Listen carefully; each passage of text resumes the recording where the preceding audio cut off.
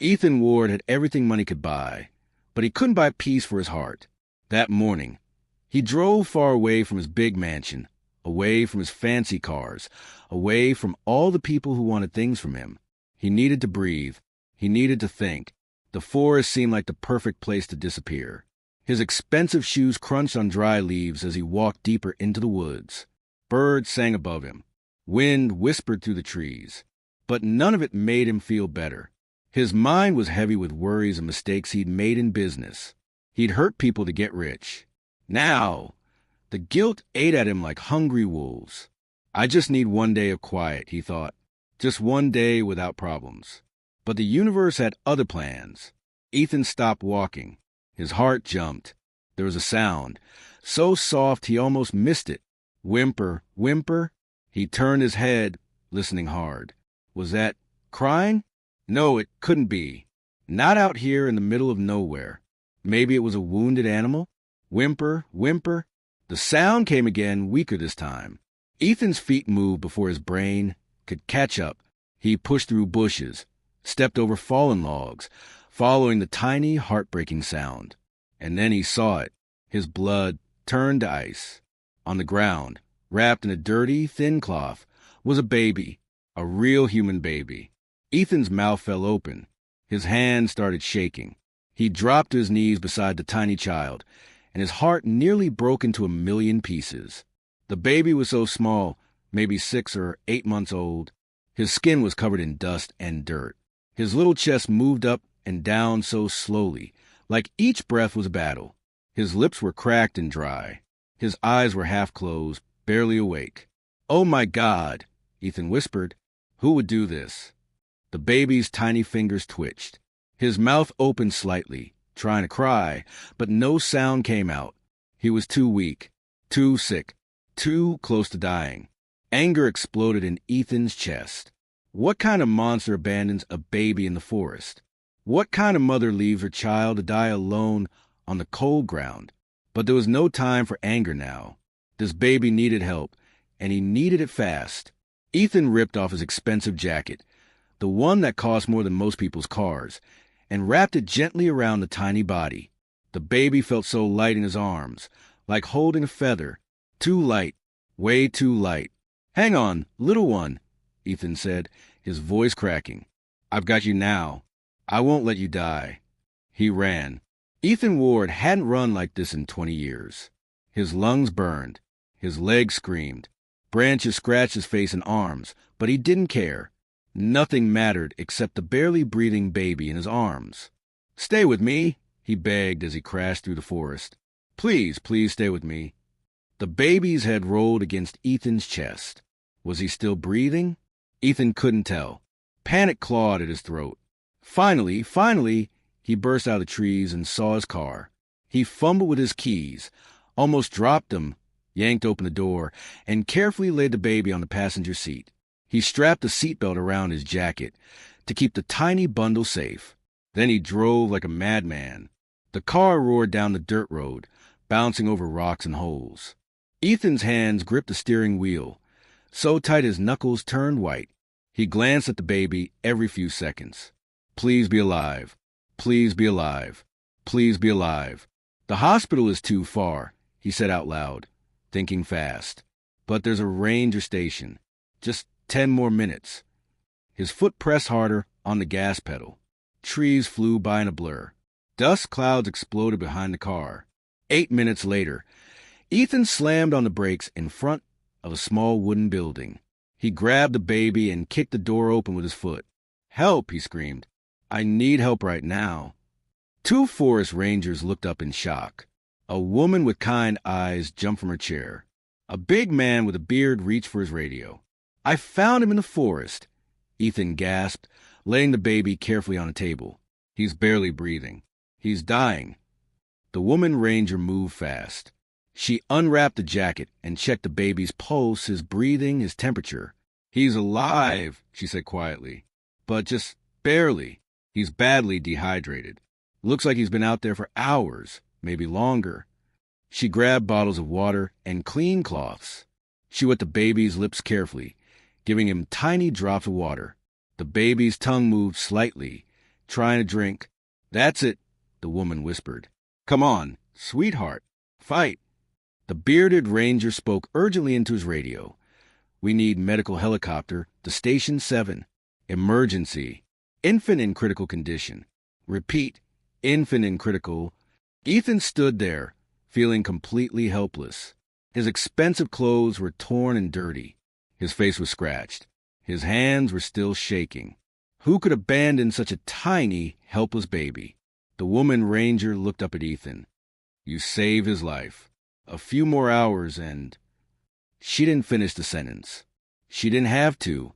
The radio on the wall suddenly crackled with static. Then a man's voice came through, excited and urgent. "Station 7, this is Patrol Unit 3. We found someone. About a quarter mile from where you are. It's a woman. She's unconscious. Looks like she's been out here a long time, too. We're bringing her in now." Ethan's heart jumped. A woman? Near where he found the baby. The female ranger looked at the baby, then at the radio, then back at Ethan. Her eyes were wide. "Oh, no," she whispered. "What if—" But before she could finish, the door burst open. Two rangers carried in a woman's limp body. Her dark skin was covered in dirt and scratches. Her clothes were torn. Her hair was tangled with leaves and twigs. She looked half dead, and she was wearing the exact same cloth pattern as the baby's blanket. Ethan felt like someone had punched him in the stomach. The female ranger gasped. "That's the same material. Look." Everything stopped. The whole room went silent, except for the baby's tiny, struggling breaths. Ethan stared at the unconscious woman. His mind raced with 1,000 questions. Was she the mother? Had she really abandoned her baby? Or was something else going on?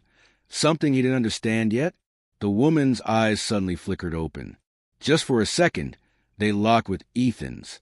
And in that brief moment, he saw something that changed everything. He saw pure, desperate love. Then her eyes rolled back, and she passed out again. "Get her water. Now!" the bearded ranger shouted. Ethan's whole body trembled. His anger melted away, replaced by confusion and something else. Something that felt like shame. What if he'd been wrong? What if this woman wasn't a monster at all? What if the real story was something much more heartbreaking? The rangers laid the woman on a second table, right next to where her baby lay fighting for life. Ethan watched as a female ranger, her name tag said Maria, gently wiped dirt from the woman's face, even unconscious and covered in filth. Ethan could see she was young, maybe 25, maybe younger. Her breathing was shallow and quick, like she'd been running for miles. Her clothes were ripped in several places. Her feet were bare and bloody, covered in cuts and blisters. "She's severely dehydrated, too," Maria said, checking the woman's pulse. "Probably been wandering out there for at least a day, maybe more." The bearded ranger, his name was Tom, brought wet cloths and water. Maria pressed the wet cloth to the woman's cracked lips. Tiny drops of water slid into her mouth. The baby made a soft sound, the tiniest little cry, and something impossible happened. The unconscious woman's hand twitched. Her fingers reached out toward the baby, even though her eyes were still closed. Even in her sleep, even half dead, she was searching for her child. Ethan's throat went tight. Tears burned his eyes. "She's the mother," Maria whispered, looking at Ethan. No doubt about it. Tom stood with his arms crossed, staring at both of them. But why was the baby alone? Why wasn't she with him? That was the question burning in Ethan's mind, too. He'd been so angry when he found the baby, so sure that some cruel mother had thrown her child away like garbage. But looking at this woman now, at her bloody feet, her torn clothes, her desperate reaching hand, he wasn't sure of anything anymore. Maybe... Ethan started, then stopped. His voice came out rough and guilty. "Maybe I judged too fast." Maria nodded slowly. "People always do." She continued giving the woman water, drop by drop. Minutes crawled by like hours. The helicopter was coming, but it would take time. For now, all they could do was keep both mother and baby alive. Suddenly, the woman's eyes flew open. She gasped like someone drowning, finally reaching air. Her whole body jerked upright. Her wild eyes darted around the room, panicked and confused. "My baby!" she screamed. Her voice was raw and broken. "Where's my baby?" "He's here," Maria said quickly, moving aside so the woman could see. "He's right here. He's alive." The woman's eyes found her child, and the sound she made was something Ethan would never forget. It was relief and pain and love all mixed together, a sound that came from the deepest part of Mother's heart. She tried to stand, but her legs gave out. Tom caught her before she hit the floor. "Easy," he said gently. "You're very weak. You need to rest." "No!" the woman cried, fighting against him. "Let me go. I need my baby. I need to touch him. Please." Her desperation was so real, so raw, that Tom helped her to the table. She fell to her knees beside her child, her shaking hands reaching out to touch his tiny face. "I'm sorry," she sobbed. "I'm so sorry, my love. Mama's here now. Mama's here." The baby's eyes opened just a little bit. He looked at his mother, and even though he was so weak, so sick, his tiny hand moved toward her voice. Ethan had to look away. The love between them was so powerful it hurt to watch. But he needed answers. They all did. "Ma'am," Maria said softly, kneeling beside the woman. "What's your name?" "Amina," the woman whispered, never taking her eyes off her baby. "My name is Amina." "Amina, can you tell us what happened? How did your baby end up alone in the forest?" Amina's whole body shook. Fresh tears poured down her dirty face. "I didn't abandon him," she said, her voice breaking. "Please believe me. I would never abandon my baby. Never." "We believe you," Maria said, though Ethan wasn't completely sure he did. "Not yet, but we need to understand what happened." Amina took a shaky breath. Her hand never stopped stroking her baby's tiny fingers. "We were running," she began. "My husband, he's not a good man. He hurt me many times. And when our baby was born, I was so scared he would hurt him too." Ethan felt his stomach twist. 3 days ago, I took my baby and ran away. I had no money, no car, nothing. I just started walking through the forest, trying to get to the next town. I thought I could find help there. Her voice got quieter, weaker. But I got lost. The forest was so big. I walked and walked, but everything looked the same. My water ran out on the first day. My food was gone by the second day. But I kept walking. I had to keep walking. For my baby. Maria handed Amina a cup of water. She drank it desperately, then continued. "This morning I felt so dizzy, so weak. My legs kept shaking. I knew something was wrong with me. But my baby, he was getting sicker. He needed water. He needed food. He needed help." Amina's voice cracked completely. I saw a clearing up ahead. I thought maybe it was near a road. Maybe someone would find us there. So I laid him down in the clearing, wrapped in my scarf to keep him warm. I was going to check if there was a road nearby, then come right back for him. She sobbed harder, her whole body shaking. But I only made it a few steps. Maybe 20 steps. Maybe 30. And then everything went black. My body just stopped working. I fell down and I couldn't get back up. I tried so hard. I crawled. I dragged myself. But I couldn't reach him. Ethan felt like he'd been hit by a truck. "You were trying to save him," he whispered. "I would die for him." Amina cried, looking at Ethan with fierce, burning eyes. "I would give my last breath for him. I didn't abandon my baby. I collapsed trying to get help. I collapsed trying to save his life."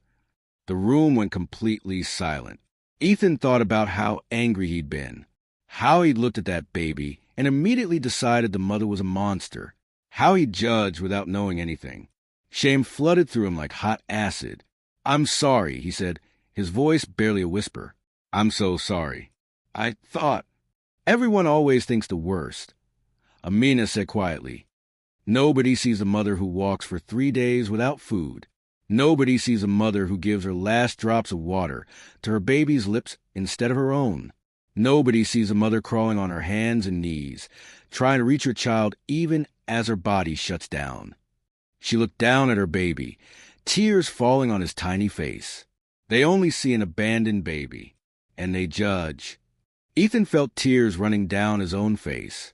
He thought about all his money, all his big houses and expensive cars. None of it meant anything. This woman with nothing had more strength, more courage, more love than he'd ever had in his whole life. Your baby was alone for hours, Tom said gently. You were unconscious for a long time. He almost died. Amina. I know, she whispered. I failed him. No, Maria said firmly. You didn't fail him. You fought for him. You did everything you could. And look, he's still alive. He's still fighting. Because you taught him how. The baby made another tiny sound. His little chest went up and down, still breathing, still fighting, still here, just like his mother. Amina pressed her forehead against her baby's tiny hand. I won't let anything happen to you ever again, she promised, even if I have to fight the whole world. Ethan watched them, and something broke open inside his chest. Something hard and cold that had been there for years suddenly melted away. He'd spent his whole life taking money, taking opportunities, taking whatever he wanted without thinking about who it hurt. But this woman had nothing, and she gave everything. The helicopter sounds grew louder outside. Help was almost here. But Ethan knew the real help couldn't come from a helicopter. It had to come from him. He stepped forward, his heart pounding. Amina, he said. She looked up at him with exhausted, fearful eyes. I'm sorry I judged you, Ethan said, and I'm sorry you've been through so much. But I want you to know something. He took a deep breath. You and your baby are not alone anymore. Amina stared at Ethan like she didn't understand his words. Her tired eyes were full of confusion and fear. What do you mean? She whispered. Ethan knelt down so he was at her level. He looked right into her eyes, and for the first time in years, he spoke from his heart instead of his wallet. I'm going to help you. Both of you. Whatever you need, doctors, medicine, a safe place to live, food, clothes, everything. I'm going to make sure you and your son have everything. Amina's mouth opened, but no words came out. Tears filled her eyes again. Why? She finally asked. Why would you do that for us? You don't even know me. Ethan thought about that question. Why was he doing this? He looked at the tiny baby on the table, still fighting for every breath. He looked at Amina's bloody feet, her torn clothes, her exhausted face. He thought about how she'd walked for 3 days through a dangerous forest with no food or water. How she'd given her baby every drop of water while she slowly died of thirst. How she crawled on her hands and knees, trying to reach him even when her body was shutting down.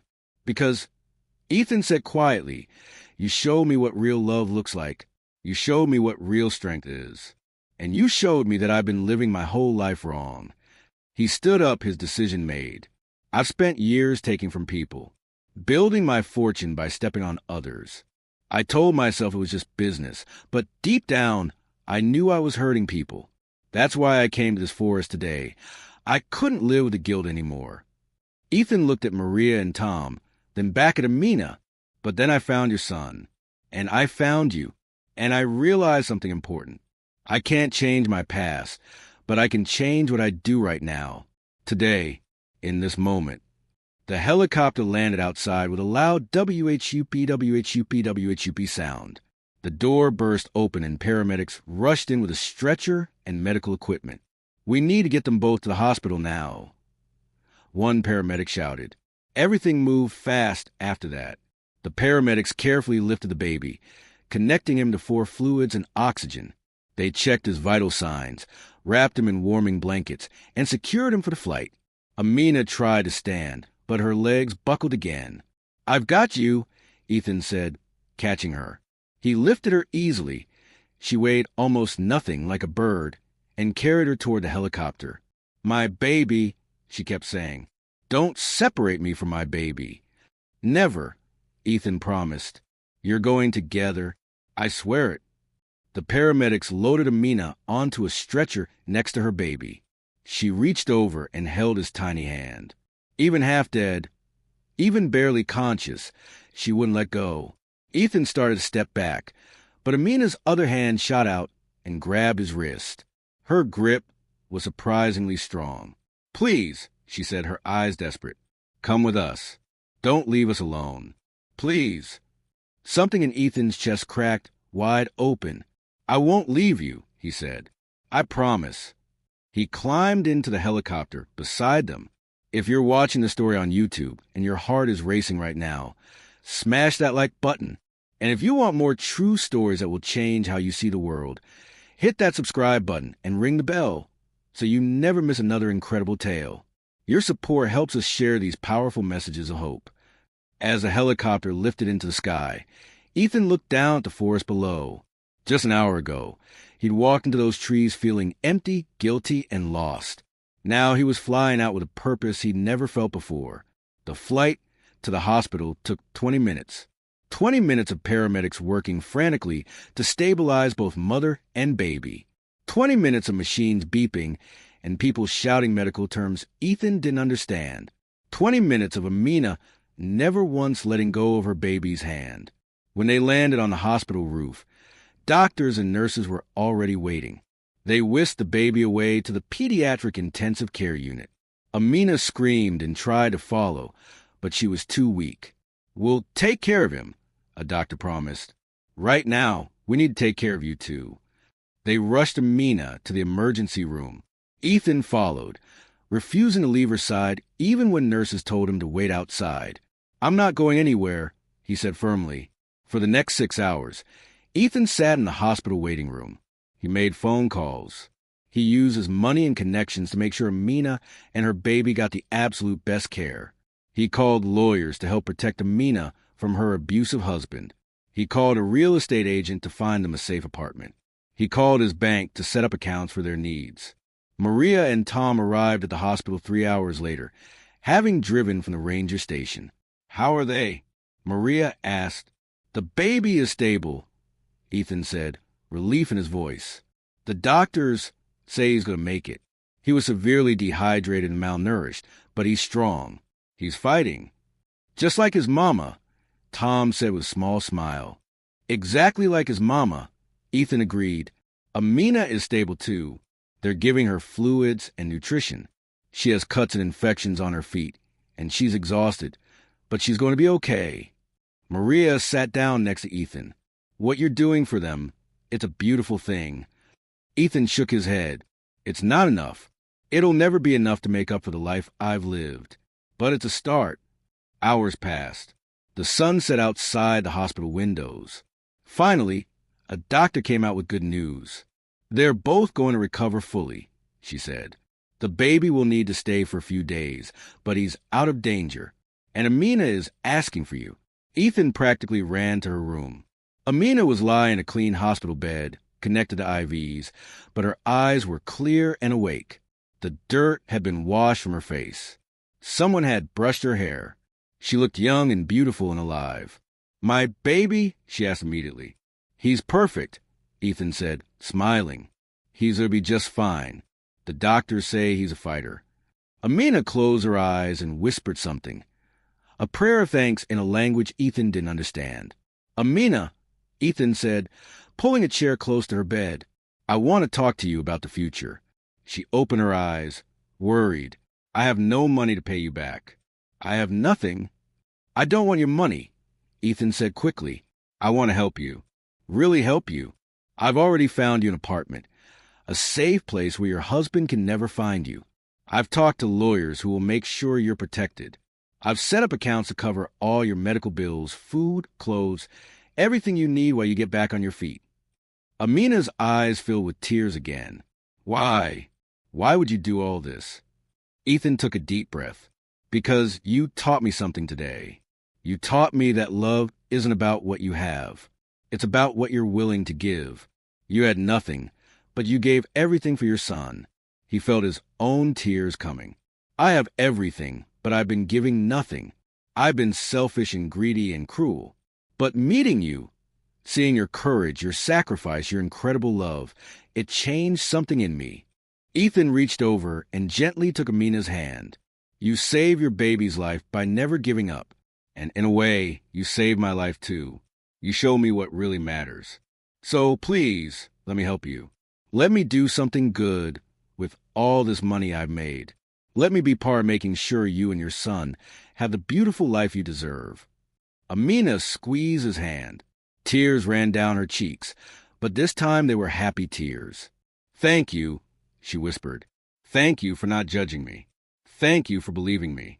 Thank you for caring." "No," Ethan said softly. "Thank you. Thank you for teaching me how to be human again." 3 months later, Ethan sat in a bright, sunny apartment watching Amina play with her baby boy, who now had a name, David, which meant beloved. David had recovered completely. He was chubby and healthy, with bright eyes and a smile that could light up a room. He was crawling now, exploring everything, laughing at the world. Amina had recovered too. Her feet had healed. The fear had left her eyes. She'd taken cooking classes and found a job she loved. She was strong again, happy again, free. And Ethan? Ethan had changed his entire life. He'd started using his money to help people instead of stepping on them. He'd set up a foundation to help abused women and their children escape dangerous situations. He'd funded shelters and programs and legal aid. But more than that, he'd found something he'd been missing his whole life: purpose.